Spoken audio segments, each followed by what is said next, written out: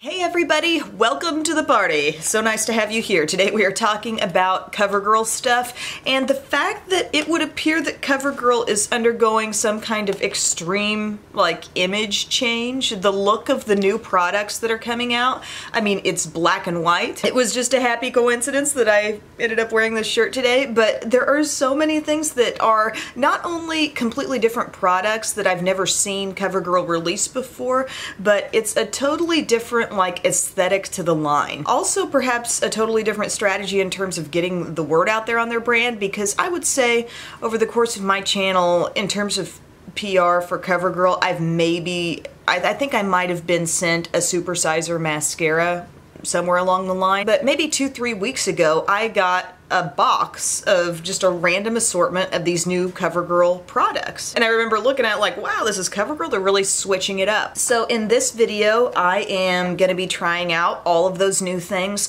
and kind of filling in the blanks with maybe some older products that I have on hand. It's the kind of video that I did with new Melon products not too long ago, and a lot of you really enjoyed that style, and I do like that kind of old meets new. It gives us a chance to practically redo a one brand tutorial on this brand, because it's been years and years in some cases since I've done one of those on certain brands. Looking at the little card that they sent me, they say the glow up is real with CoverGirl's new Vitalist Healthy Glow collection. And here's what's also interesting. Let me pull up the text. The other day, David, my friend David, makeup artist, New York City, he sent me an article from the Wall Street Journal, and it was titled "Aging Beauty Brands Want a Facelift," and it says drugstore staples like CoverGirl and Maybelline try to win back women in a world drawn to online upstarts and higher end brands. And then the article fades out because I am not subscribed to the Wall Street Journal, so that's all I could get. Maybe I need to be subscribed to the Wall Street Journal and reading more stuff, but maybe if they did more articles about makeup, I would. Ooh, that doesn't sound good, but I'm speaking truth here. But I thought that was so funny that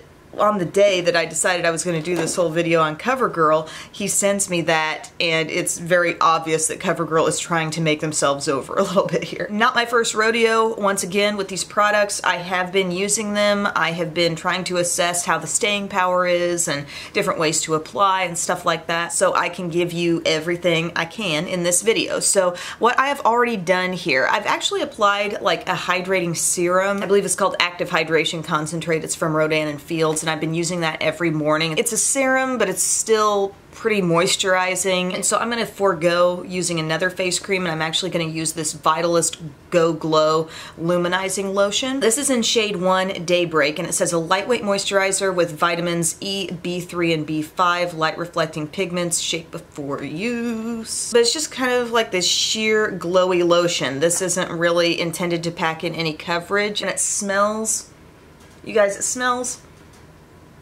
kind of like corn chips. There's something about this scent. It's a little bit, like a teeny bit sweet, but a teeny bit Fritos. It's kind of a nude color when you squeeze it out the tube, and it does give your skin a little bit of glow. Whether or not you can look past my dark circles and my slight bit of redness, you might notice that the skin is getting a little glowier. I also have shade 2 called Sunkissed, and so this one is coming out a little more bronzy. So it kind of smells the same, but as you can see, more of a bronzy look. And the other day when I was playing with this, I just sort of started blending this more in areas where I might use a bronzer. You can see it's so sheer, it's not making a huge impact. So if you really wanted to take either of these shades, and regardless of skin tone, pop it on all over your skin for a little extra glow, almost like a glowy primer. They're so sheer, I don't think the shade is gonna make or break you. But here I am, I'm primed, I'm ready to go. I do not have a brand new foundation from CoverGirl, but I do have something from the Vitalist line, and it's their Healthy Elixir foundation, which I have done a full review on. It was months back. It was when there was still light and green showing out of my window when I shot videos. I have this in Creamy Natural, So I think my overall take on this was basically that it was a really pretty looking foundation, especially at the onset, but I didn't have amazing staying power out of this. I noticed a breakdown kind of after midday. And I've shot my stash with this product, worn it a little bit more on and off since that time. And it's kind of a situation where the more I'm willing to set it, the more I make a point to really powder those problem areas, the better it will last for me. But it's not a super like hardcore full coverage. It's more like a medium coverage foundation. If you ever notice, you can get away with being a little bit more off shade-wise when your foundation isn't like totally full coverage. It just has more of that capability of shearing out across the skin. I'm gonna use my little Real Techniques Expert face brush that I'm sort of addicted to these days. I'm just gonna blend this in. Yeah, creamy natural, I mean not horribly off, but the shade always shows up a little peachy.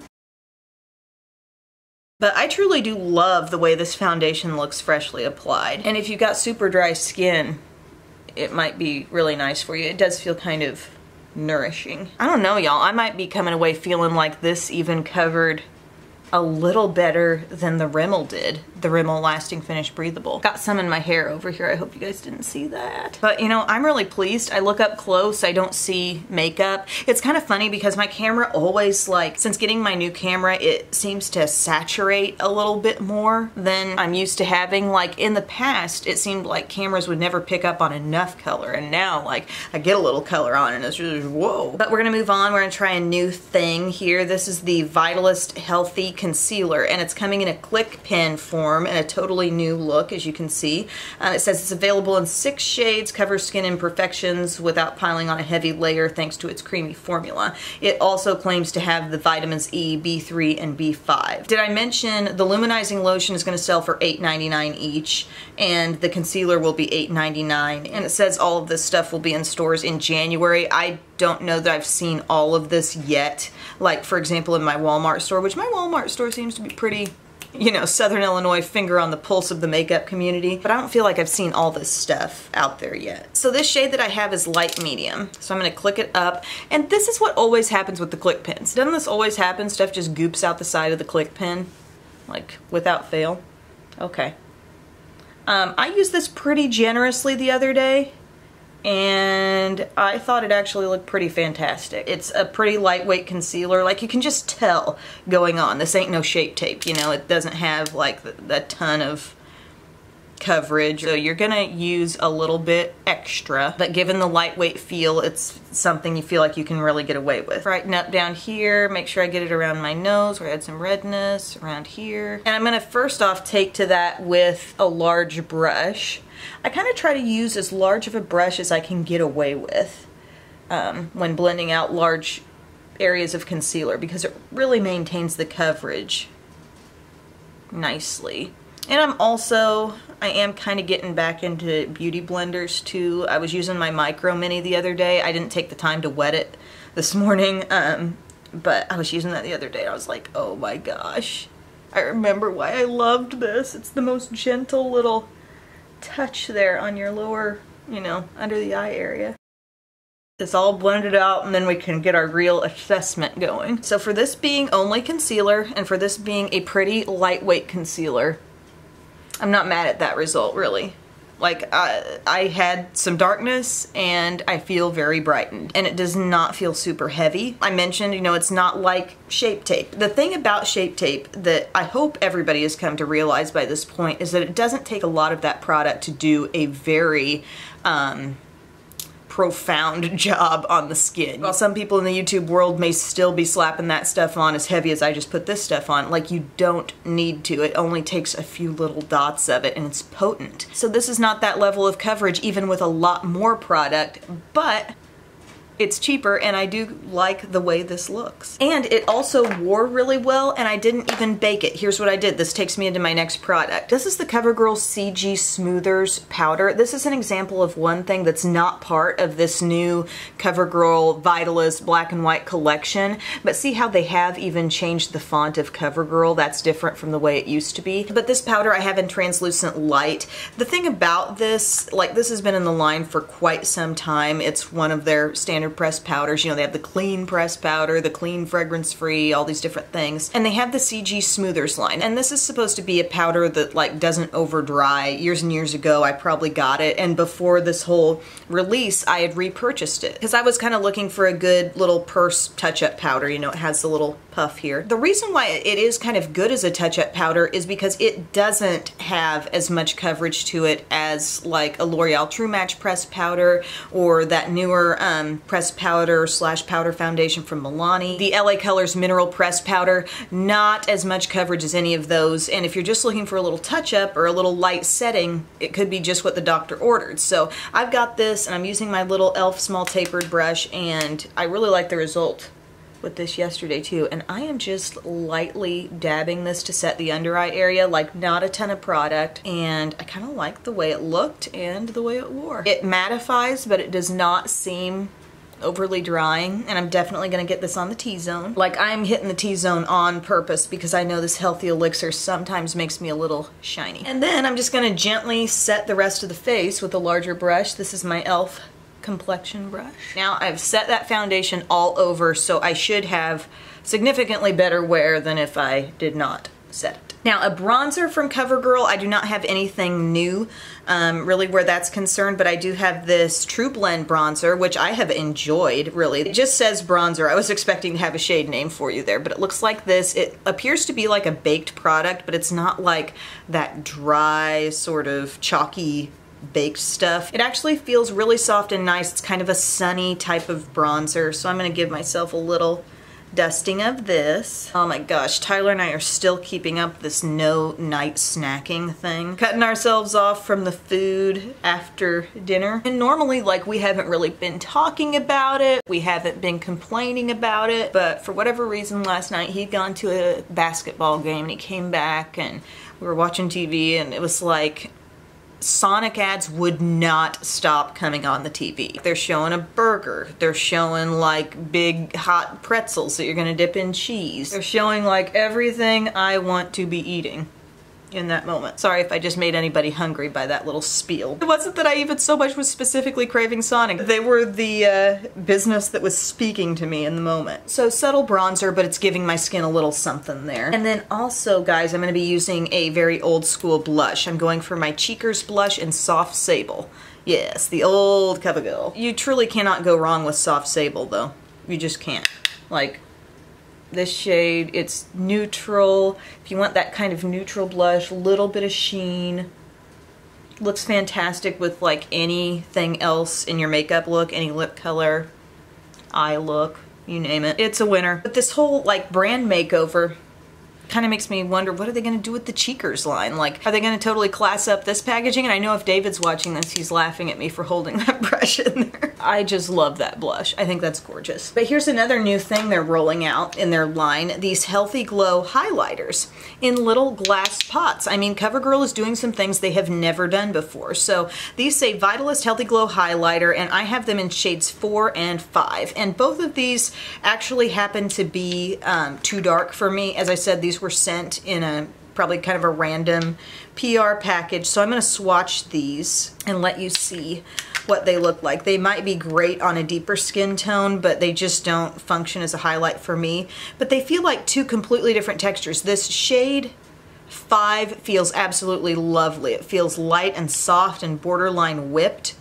That's that kind of bronzy color right there.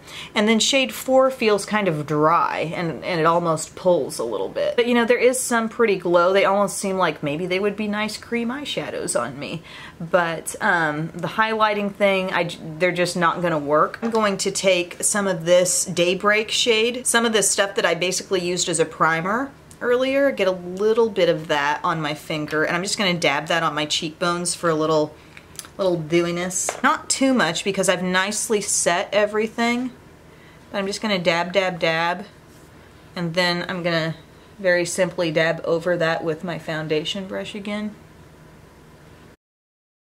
I don't know, maybe not the intended function, but Sure doesn't look too bad. And then we have the first ever from CoverGirl. We have a setting spray. It's Look Lock Up All Day Setting Mist. Any juicy tidbits about this over here? It's gonna be $9.99 and it says works as hard to keep your glam in place as you do to apply it. Make sure your look lasts all day by spraying a light mist all over to lock in color and keep your face looking fresh. Little difficulty with the sprayer. The sprayer is kind of direct with this, so you have to be a little bit careful.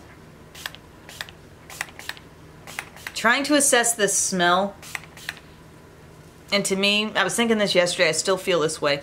It smells like a hairspray that I've used in the past. Maybe it's got some hairspray-like ingredients in there. I'm getting just such a fine mist, and it's kind of like I don't want to spray it too close. I got a few like larger flecks of spray on there, which I hate when that happens. You know, when you can see the little droplets and you don't want it to dry that way. But my face does suddenly look a little bit more like, everything looks a bit more melted in, I would say, after that step. So it's doing its job in that respect, but it does kind of smell like hairspray. I do not have a CoverGirl brow product, so I'm gonna go ahead and do my brows. I'm busting out a good old Anastasia Brow Wiz here in the shade medium brown. I'm gonna do that, and then I'll join you back with an eye look. Got my brows on, and in case anybody was wondering, I feel like these highlighters are in it for the long haul here. I can rub across them. They might make good eyeshadows, actually. But CoverGirl does not seem to have, at least from what I've been sent or what I've seen myself, they don't seem to have a new eyeshadow product. So what I thought I would use, in the spirit of us being near Valentine's Day, I would use my True Naked Roses palette, because it's kind of pretty, very feminine and soft, and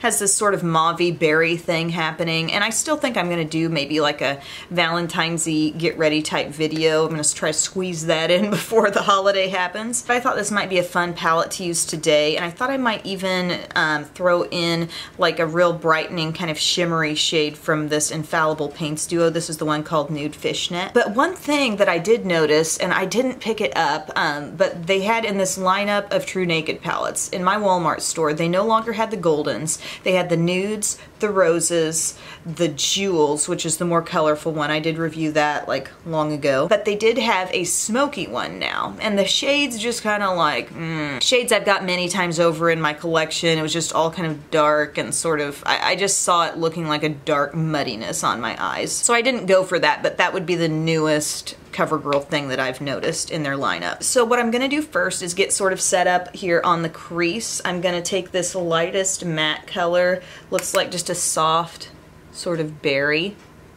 I'm gonna gently blend that into my crease. This palette, you know, it's been a couple years now that they've had these out, and they are a surprisingly nice drugstore eyeshadow palette. I wouldn't say they're doing quality-wise like what the new Melon ones are, but they're still pretty good. There is some powderiness that you'll notice when you dip into the shades, but it's kind of like if it's a color theme that you like, if you like this general idea and you never did go for Urban Decay Naked 3, just go for this. Like, it's actually pretty decent quality. Now, you may have seen I dipped into the slightly deeper matte shade right here, and I am getting that here on the outer part of my crease. I'm blending it sort of outward and upward somewhat. And then right next to that shade, there's something a little bit deeper. It has some sparkle. It doesn't show up with a ton of sparkle, but it's kind of this deep and dark berry.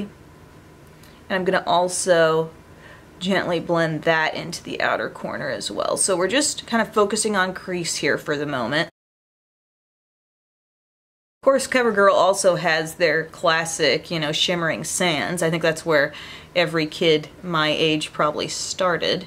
And I think it's a great beginner palette because it's never going to take you too dark. It's just going to like dip your toe into the water of first using eyeshadows, and then you can graduate to one of these. Now we're going to just use a bare brush and blend along the outside. These shades do blend very easily, I will say that. And then I'm going to go to the lightest color, and we'll use that as a bit of a highlight here.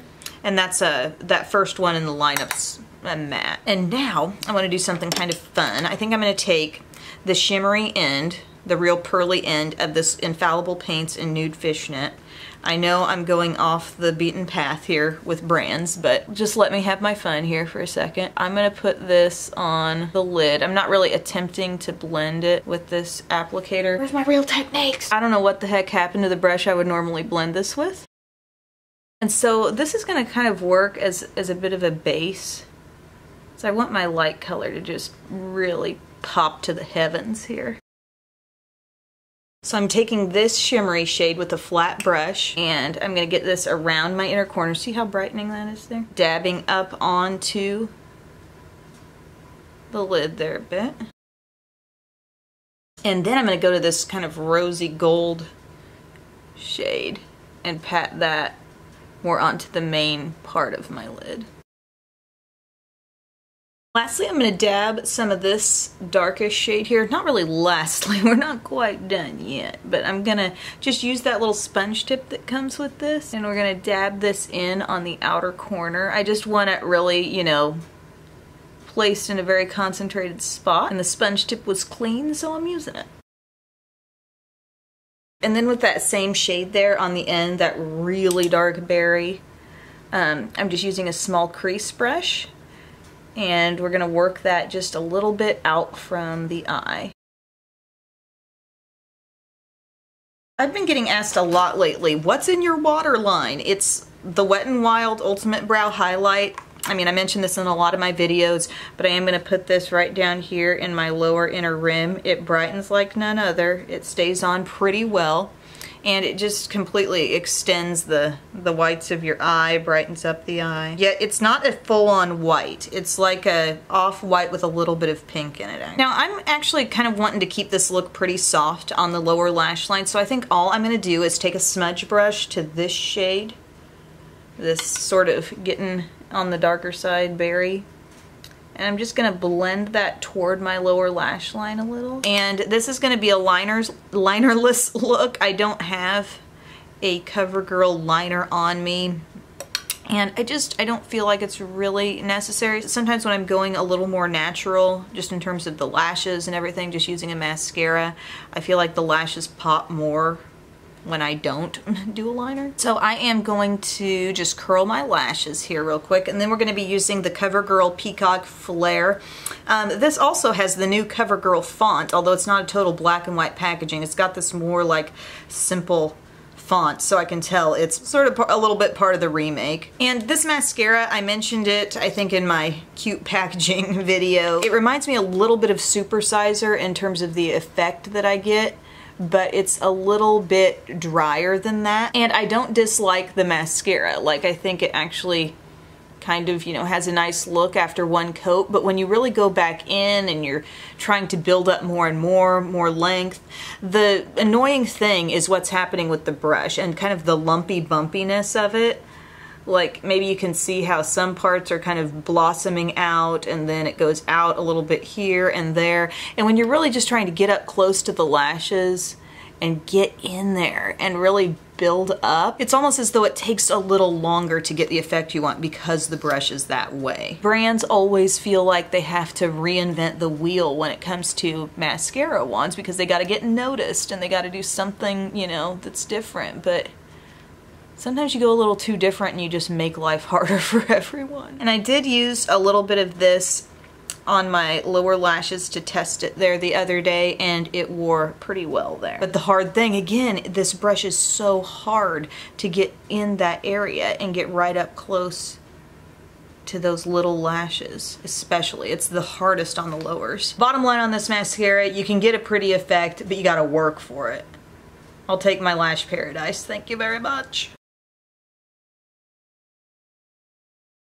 Mascara got a little clumpy on me actually over here on after a couple coats, and it hasn't done that to me yet until now. So I still think, regardless, you know, you can throw in another mascara of course or whatever, but I do feel like that's kind of soft and fresh but a little bit smoky. And then the last new thing here I have to talk about is the Vitalist Elixir Lip Oil. Here's another new thing CoverGirl's bringing to their line that they haven't put out before. And I have two shades. This is just randomly what was sent to me. I have Melon Granita and Cherry Crush, and they are very sheer. They really are like a true lip oil feeling. It's the kind of thing where I thought, oh, I love the look of them going on initially, but I thought, man, they're gonna be way too slippery. This is the pink one, obviously. I thought it's just going to be way too like kind of greasy feeling. Well, it does have a little bit of that greasy feel when they're freshly applied, but I gave them each a chance, wore them longer, and they start to feel, fortunately, more like one with the lips. Like, I don't know if they're just absorbing a little bit more or just the wear of them within just, I don't know, an hour or so of regular wear. They just kind of start to feel comfy on there. I actually kind of like them, even though they're super sheer. I think this light pink shade is just gorgeous on. Doesn't it look fresh and pretty with this look? Oh, but I wanted to show you the red too. I'll pop this Cherry Crush on as well because I want you to see this. This is a little more colorful, but of course not nearly the red you see on the tube. I don't know, I might like this even better with this look considering how soft the eyes are today. The thing you might be noticing here is that the applicator doesn't hold a lot of product, so you will find yourself dipping back in for a lot. But it's such a pretty look. I would say it has a feeling that's just a little thicker than a straight up oil. Not as thick as those like Melon lip oils that came out. Even though it's feeling borderline greasy right now, it does feel really nice with just a little bit of wear. So that was kind of a fun discovery. So overall look here, what do we think?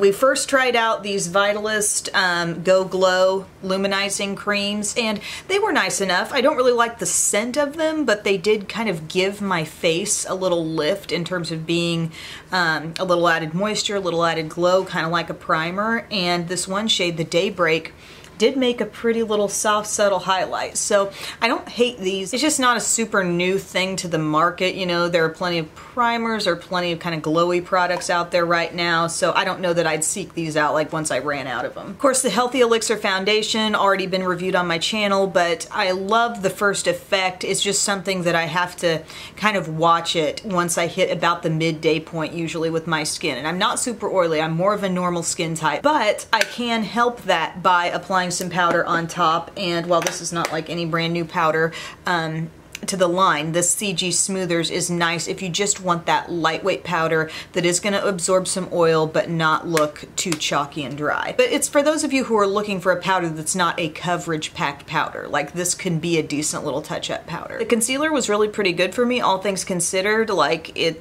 took, I think, a decent amount of product for me to be satisfied with the look. I've used less of this and thought, I need to build it up some, so I just kind of went full on with it today. It actually wears pretty decently well. I would say it's up there with the L'Oreal Infallible Pro Glow, maybe a little more coverage than that. My bronzer and blush that I used today were nothing new. Of course, you know I love that soft Sable blush shade, and I do love the Roses palette. I don't think the quality of these palettes from CoverGirl are as good as what Milani's putting out, but granted, they're like half the price of one of those Milani palettes. And if this is a color scheme you enjoy, I think this palette does do a good job. The mascara, it's kind of like the more I use it, the less I like it.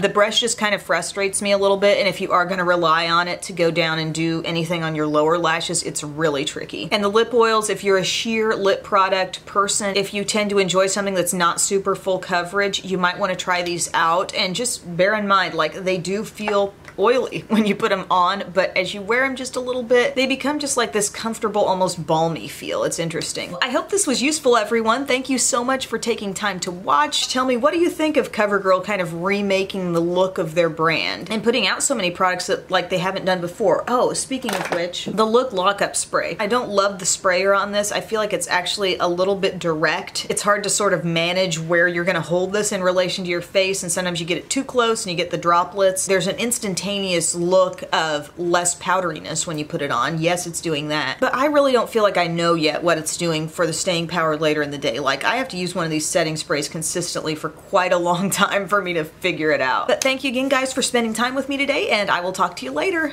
Bye. Okay guys, I really meant to do this progress check yesterday, but in the evening, the late evening, I took a shower and I was like, oh no, I was gonna update you on how the makeup wore. So what I did is I got ready today, used the same like foundation, concealer, everything products. Just, I used the Nudes eye palette. Everything is wearing really well and very consistent with the past experiences that I have had. Now keep in mind, I did set the Healthy Elixir foundation with the powder. But I feel like the under eye is wearing pretty nicely. I'm sensing that maybe the Healthy Elixir foundation might have a slight tendency of oxidizing a little bit because it just seems a little bit deeper than when I started. But overall, the staying power of the look has been good. I have caught myself like touching my face, leaning on my hand, doing different things, and it still seems relatively fresh. So we're talking about 10 hours of wear at this point. So just wanted to update you on that. I think that's about all I have to share, but thank you guys so much for watching, and I'll talk to you later. Bye.